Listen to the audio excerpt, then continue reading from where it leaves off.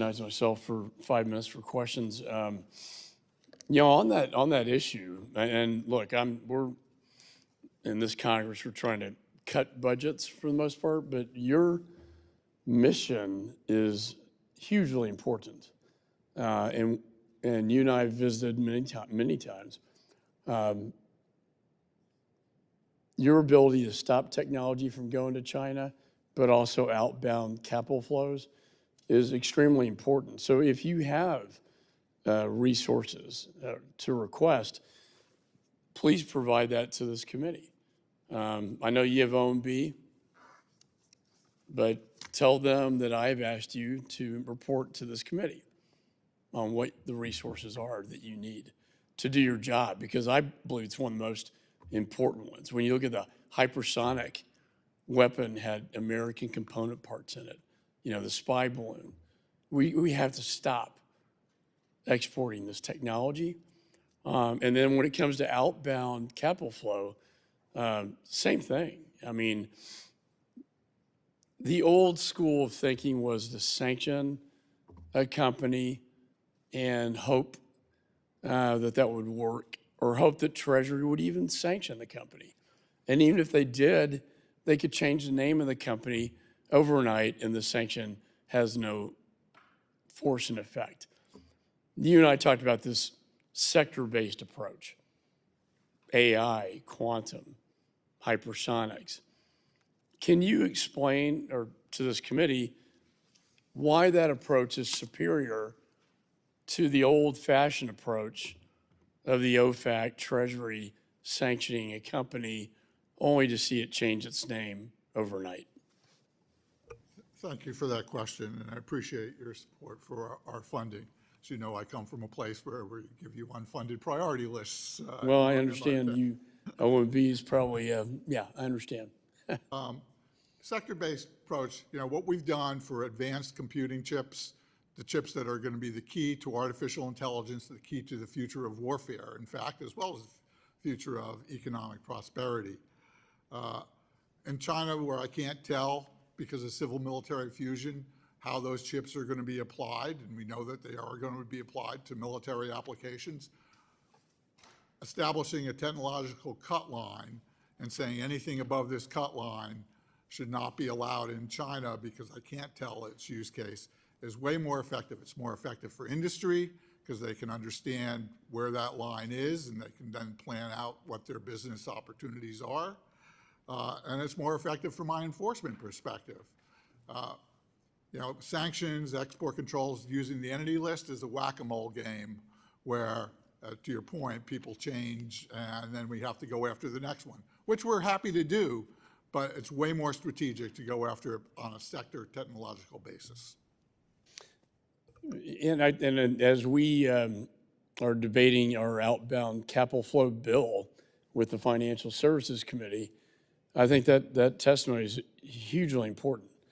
Let me go to Huawei and SMIC. Your BIS approved hundreds of millions worth of licenses for Intel to sell technology to Huawei. Can you explain that? Certainly. The Huawei and SMIC rules that are in place were actually put in place in the previous administration. However, when we put in these sector-wide controls that we were just talking about, SMIC is certainly subject to those controls, so they can't get the equipment that they would need to make the highest end chips needed for GPUs, graphic processing units. Can I ask you on that one? Because SMIC was able to use the tools and the machines and American equipment to make the 7-nanometer chip, which is the gateway to AI. Yeah, we'll assume that it was SMIC. I can't talk about any investigations that may or may not be going, but we certainly share those concerns, and that's certainly the reporting. There's a process to do that. It is a low-yield process. It certainly would not be viable in any commercial company trying to sustain that process. And of course, they did access tools before we put in our tool controls, not the highest end tools, but the level just below that. Those tools will ossify over time, and that process will be degraded. Did SMIC violate U.S. export control laws by producing this 7-nanometer chip? It's potentially yes. We'll have to assess what the outcome of whatever Yeah, review. I mean, I'm not a scientist, but I would say they did. Finally, my time's expiring, but Mr. Fernandez, and this may be more of a statement, I have no idea why this administration decided to stop permitting the exports of LNG to other countries. I mean, this gets back to our energy independence. Europe certainly wants our LNG.